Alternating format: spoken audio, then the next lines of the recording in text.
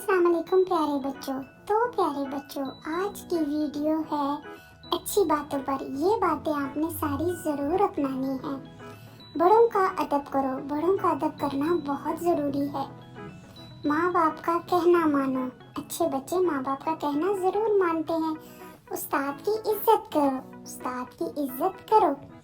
दिल लगाकर पढ़ो। दिल लगाकर पढ़ोगे तो बड़े आदमी बनोगे। सबक रोजाना याद करो। अच्छे बच्चे रोज सबक याद करते हैं। आज का काम कल पर मत छोड़ो। जिससे मिलो पहले सलाम करो। बुरे बच्चों के साथ मत खेलो। सफाई का ख्याल जरूर रखो प्यारे बच्चों। छोटे बहन भाइयों से प्यार किया करो बच्चों। प्यारे बच्चों, ये सारी अच्छी बातें अगर आप अपना लेंगे और ये सब बातें आप किया करेंगे तो आप बहुत अच्छे बच्चे होंगे। तो मेरे चैनल को सब्सक्राइब करें प्यारे बच्चों। अल्लाह हाफिज।